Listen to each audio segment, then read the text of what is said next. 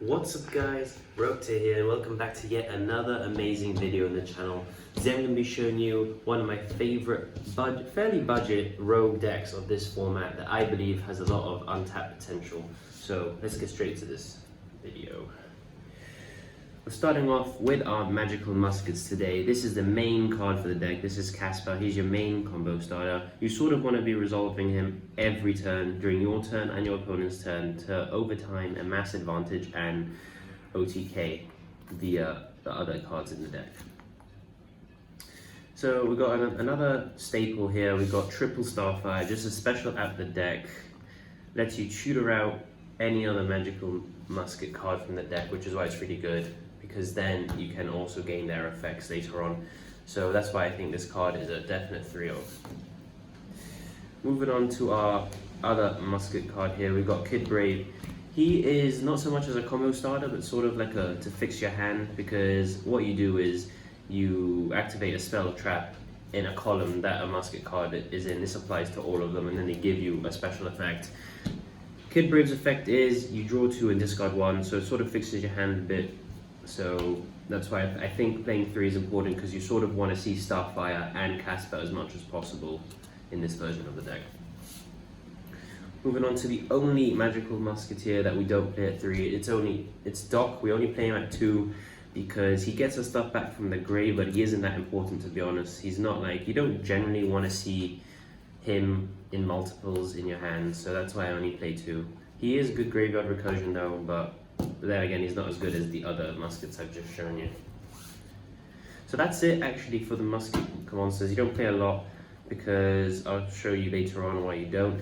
Moving on to our hand traps here, we've got triple Gamma, this, and of course the driver. This is mainly to combat Utopic Zexal, because now that the Numeron cards have come out, Utopic Zexal is a big problem, since it has the ability to just shut down your turn basically, and you can't activate any cards. This is actually something that does counterplay it.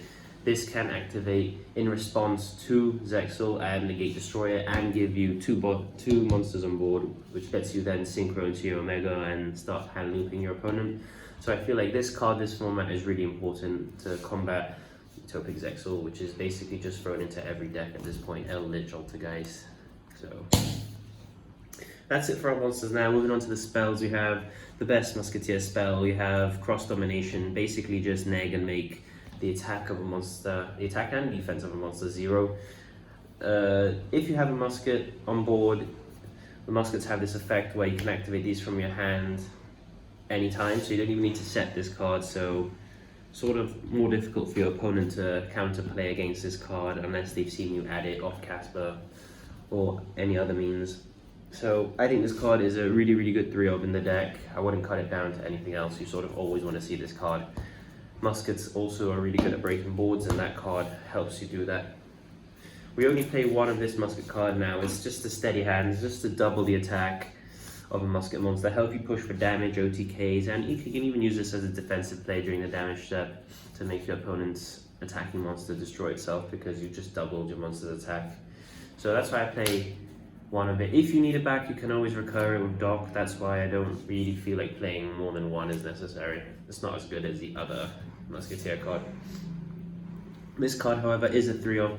This card is one of the best cards in the deck because of its ability it has with Casper. If you have Casper on field and activate Desires, you actually activate Casper as well. So whatever they ash won't matter that much, because if they ash the Casper, you're going to draw 2, and if they ash the Desires, you're going to add off Casper. So that is why I play this card at 3. It's just an amazing synergy with Casper, and just an amazing card in general. So I think 3 of it is necessary. Here we have more cards to combat Utopic Zexal, and just, if you're forced to go first, seeing a Forbidden Chalice in your hand isn't that bad anyway. You can even see 2 because it's not a hard one to return, and this just sort of lets you play going second, going first. It's just a very versatile card. You can boost your guys' attacks as well. So, and if you obviously activate it underneath any musket monster, you gain their effects as well. So that's why I think that quick play spells in this deck is quite important, and Forbidden Chalice is probably one of the best. This could be the new Forbidden Droplets card, but I haven't got access to that right now. But if I had Forbidden Droplets, that's what this would be. I also got here double Cosmic Cyclone, again, just banishing for the spell and traps is vital against Eldritch, and also obviously gets your musket effects. That's basically the entire point of running this over something like, let's say, Galaxy Cyclone, which is more of like a grindy card, but this you can activate during your opponent's turn and get your Casper effect as well. That's why I feel like this is a better option, and the banish as well, so that Eldritch won't be able to recur stuff from the grave. Since this is a going second deck, I am playing one Mind Control. Just if you see it, and it's just basically it's going to pay out an egg, or you're going to take one of their monsters. So that's why I feel like this card is just an amazing card, and that's why it's at 1. Your win condition of the deck here, we got double or nothing. This I think is probably one of the only cards in the deck that if you see going first, or if you see at all in general, kind of sucks. But it's just too good not to run. If you don't see it in your hand, it's just amazing because you don't need to see it in your hand. You can always get it out the deck off your Utopia package from the extra deck, and this makes your Utopia have 10,000 attack, and it synergizes well with your cross domination because that makes your opponent's monster 0 attack, so you just swing into that monster once for 10k damage. Won a few games like that, and it's just a really good card. If you draw it, there's no real way of putting it back in the deck, unlike in other builds I have where I play Phantasme, but you just gotta hope you don't draw it, and if you don't, you have a really good chance of winning the game going second. Moving on to the final spells here, I got some power spells. I got my 1 Upstart Goblin for consistency, and it obviously triggers my muskets, and my Instant Fusion to again trigger my muskets, and bait out some negations, because this will either bring out a potential of 2 things from the extra deck that I'll explain now. So that's why I play these cards. They're both at 1, or else I'd play more of them. Moving on to the traps here. This is the best Musketeer trap that exists right now. This is Last Stand, just the ability to say no to your opponent's spell or trap if you control a musket card. Amazing for going second if they flip a Judgment, and then you just chain this because you really need your normals to go through in this deck. This is quite a heavily reliant normal summon deck, and this just helps you push through and get your normal summons on the board successfully. Moving on to their other traps here, I'm playing Double Dancing Needle. This card is just amazing, this format. Just a DD crow for 3, and it doesn't even need to be set. You can just activate it in your hand whenever you need to banish your opponent's stuff in grave. Amazing against Shadows, Orcust, Eldritch, just whatever. This card is just really, really good. I consider bumping this up to 3, but for 2 right now is being decent for me. Another card here I was considering bumping up to 3, but I just have it 2 for now, is Desperado. Just basically destroy a face-up card on the field. That's just what it does. An MST, but can also hit opponent's monsters basically. And again, it's quite hard to counterplay against the musket cards because they do activate from your hand.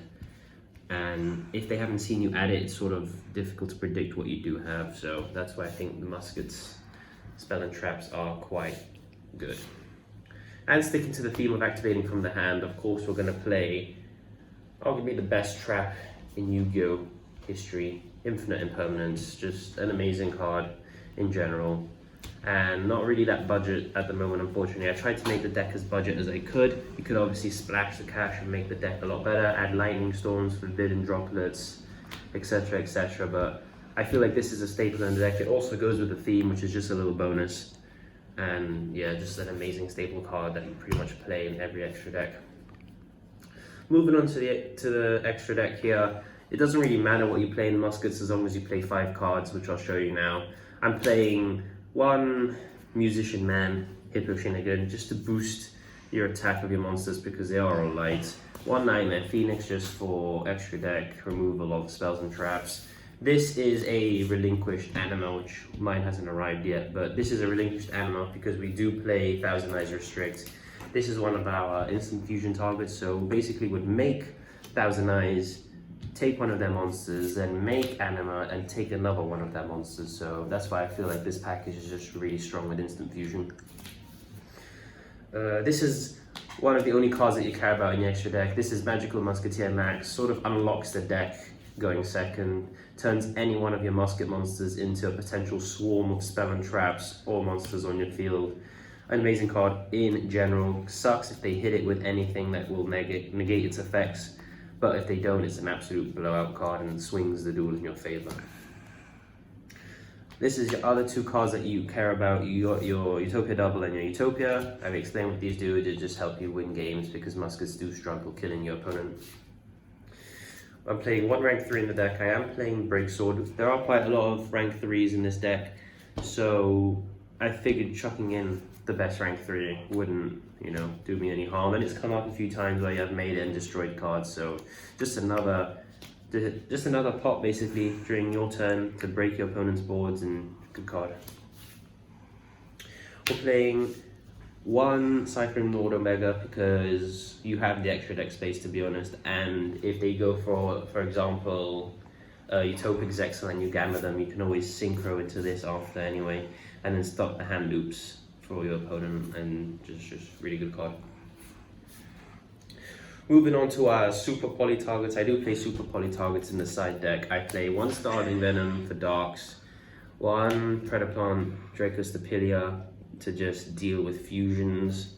I play one Duplex Chimera to deal with Sanids or Marincess or whatever sideless other decks that there is, and this is my second instant fusion target and my super poly target. This is Mundragon of the Swamps, amazing with instant fusion. Make him and then call lights, and then your opponent cannot target any of your musket monsters with card effects because they are all light and this protects it.